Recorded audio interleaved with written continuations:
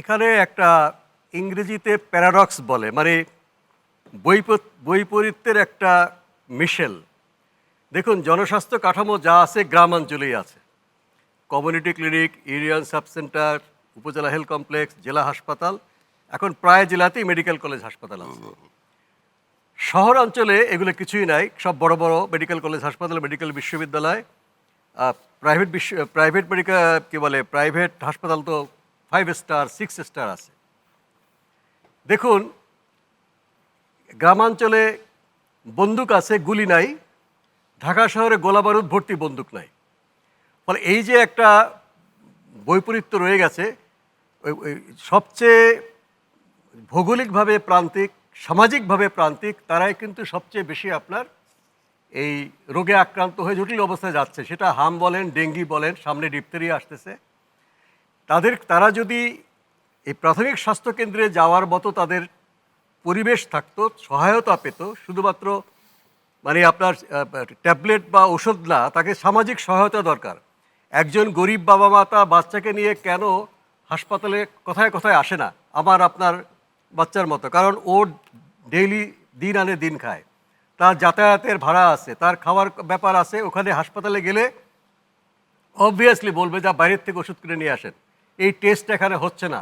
এই যে খরচগুলো, সে মনে করে আমার বাচ্চাটা গরিব মানুষ, ভালো হয়ে যাবে, এত ঝামেলা যাওয়া দরকার কি, বরঞ্চ ওর ভাই বোন আছে, ও আছে, ওদের খাওয়া পড়ার ব্যবস্থা করি।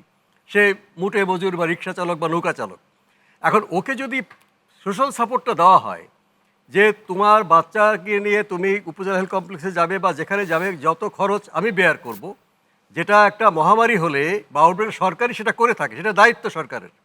এই সরকার ঘোষণা করেছে কিনা জানি না, হয়তো একসময় করতে হবে। এটা মুখে মহামারী স্বীকার করুক বা নাই করুক, সেটা যদি আগে থেকেই ঘোষণা করা হয়, তাহলে দেখবেন যে ওই গরিবের তার সন্তান নিয়ে হাসপাতালে আসবে। তাহলে হবে কি, ওই বাচ্চাটা একটা অ্যাটেনশন পাবে, অ্যাডভাইস পাবে, ভিটামিন এ ক্যাপসুল পাবে, ও আর ক্রিটিক্যাল অবস্থায় যাবে না, তাকে আর আইসিইউতে যেতে হবে না। কিন্তু এখন যেহেতু সে এই ফ্যাসিলিটিস পাচ্ছে না, আমাদের প্রাথমিক স্বাস্থ্যসেবা কেন্দ্র থাকার পরেও সেখানে যাওয়ার তার পরিবেশ নেই, ভরসা নেই, আস্থা নেই, ব্যবস্থাও নেই, তখন সে অপেক্ষা করে ভালো হওয়ার জন্য। বাচ্চা তো ভালো হয় না।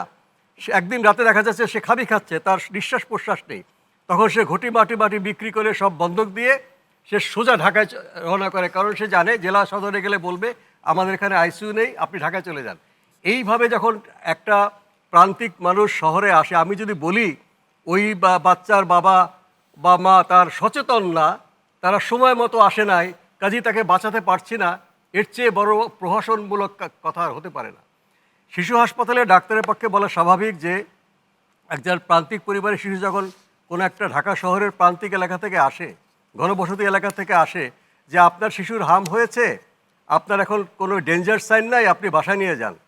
একটা সচ্ছল পরিবারের শিশুকে আপনি বাসায় রেখে রাখতে পারেন। আমার নাতিকে আমি বাসায় রাখতে পারবো, আলাদা ঘরে তার মা সহ রাখতে পারবো। কিন্তু একটা প্রান্তিক বস্তি এলাকার একটা, সে অলরেডি অস্বাস্থ্যকর পরিবেশে থাকছে, সেই বাচ্চাটা অপুষ্ট, অলরেডি তার ইনফেকশন আছে চামড়াতে অথবা পেটে ইনফেকশন, সে ডায়রিয়া, পেটের পীড়া, তাকে যদি আপনি বলেন যে তুমি তোমার বাড়িতে ফেরত যাও, তুমি মরণাপন্ন হওয়া পর্যন্ত অপেক্ষা করো, যখন মরণাপন্ন হওয়া তখন তুমি আমার কাছে আসবা, এটা কেমন কথা? আমি এই সিস্টেমটা যদি আমরা না বদলাই এবং সামগ্রিকভাবে স্বাস্থ্য ব্যবস্থা, সমাজ কল্যাণ বিভাগ, স্থানীয় সরকার মন্ত্রণালয়, জনপ্রতিনিধিরা একসঙ্গে যদি অ্যাড্রেস না করে, আপনি আইসিইউর সংখ্যা যদি আরও 1000ও বাড়ান, আপনি মৃত্যু কমাতে পারবেন না। এই জন্য আমরা বলেছি একটা জনস্বাস্থ্যের জরুরি পরিস্থিতিতে যেভাবে আমাদের কাজ করা দরকার, ইন্টারন্যাশনাল প্রোটোকল আছে। আমরা কোভিডের সময় কেন পেরেছি? আমাদের সরকারের প্রোটোকল ছিল না, আমরা লিখেছি অনেক, এগুলো কোনো পাশটাস হচ্ছে না। ডাব্লিউএইচওর প্রোটোকল এই সরকার তখন অক্ষরে অক্ষরে মানতে বাধ্য ছিল, কারণ একটা ভয় ছিল হাজার হাজার লোক যদি রাস্তাঘাটে মরে থাকে আমার সরকার শেষ। কিন্তু এখন তো সেই, আপনি মহামারী ঘোষণা করছেন না, মহামারী বলছেন, এই ভয়টাও তো নাই। আর মন্ত্রী এখন বলা শুরু করেছে যে সব নিয়ন্ত্রণে, আইসিইউর অভাব নাই, যতটুকু সিরিয়াসনেস আমাদের আছে ওটাও চলে যাবে। কাজে এটার জন্য আপনি কাকে দায়ী করবেন?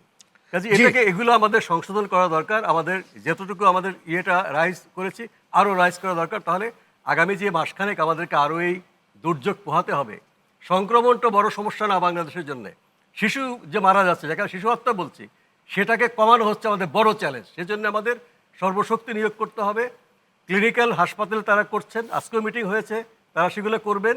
4 দিন পরে হাম যদি হামের পরে 4 দিন পরে যদি শিশু ক্রিটিক্যাল অবস্থা থাকে ঢাকা মেডিকেল কলেজ হাসপাতালে তারা যেতে পারে, মিটফোর্ড বর্ণ হাসপাতালে।